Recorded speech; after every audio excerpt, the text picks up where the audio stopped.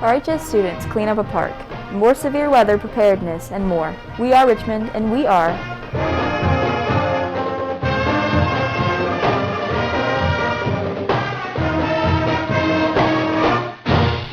Hi, I'm Savannah Adams.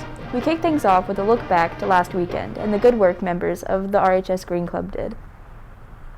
Members spent their Saturday afternoon cleaning up Mary Scott Park next to Dennis Middle School. Turnout was good from students and the project was very successful. Next up, the club is planning on doing another cleanup in the near future at Glen Miller Park. They also want to thank some of the teachers who were a big help, Miss Bunner and Mr. Bailey. If you'd like to be a part of their next cleanup, just stop by and see Ms. Carpenter in room R315.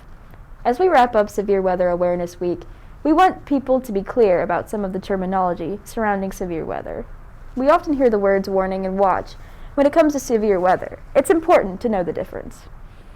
When a watch is issued, it means the conditions exist for the possible occurrences of a tornado or severe thunderstorm. Often, watches are given far in advance of any actually occurring storms.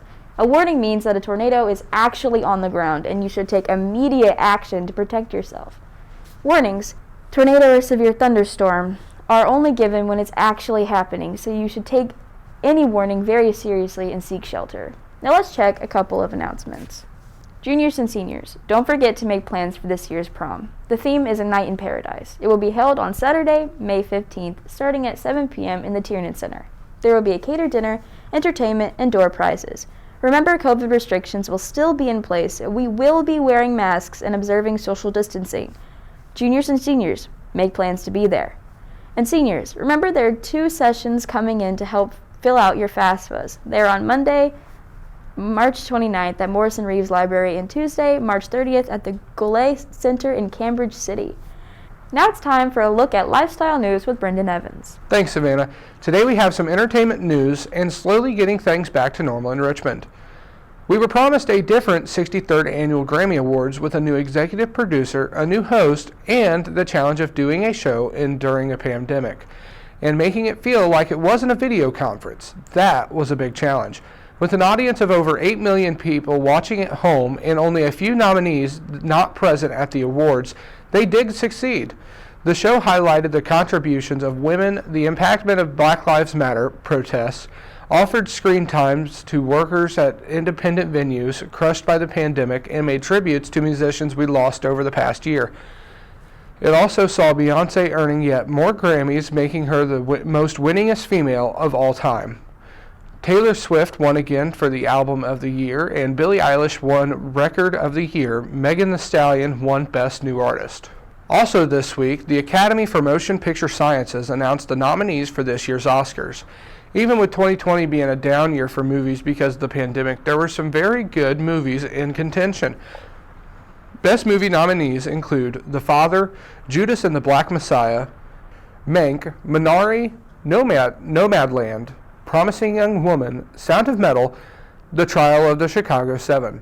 Among those nominated for Best Actor was the late Chadwick Boseman for his work in Ma Rainey's Black Bottom. This year's ceremony was originally scheduled for February 28th, but it was delayed and will now be held on April 25th. We wrap up with good news as local venues start relaxing some COVID restrictions. 2 of those are Morrison Reeves Library and Reed Hospital. The library has now opened their normal operating hours, and Reed Hospital is now allowing visitors for patients. There are some restrictions for visitors, such as 2 per day per patient, and COVID patients will still be isolated and not allowed visitors. Both places cite the increased number of people being vaccinated and the sharp drop in COVID cases in Wayne County. That has led to a blue area status for the area. Good news as things slowly move back towards normal. That's your lifestyle news. I'm Brendan Evans. Before we go, we want to wish the RHS boys bowling team good luck competing in the semi-state tomorrow in Anderson. And as we close, we want to share with you the special send-off of our gymnastics team that they received last week as they left on Friday for the state meet. And thank you to some of the RHS administrators, the RHS band, and Richmond Police Department for making it a special send-off. For On the Air, I'm Savannah Adams. Have a terrific weekend.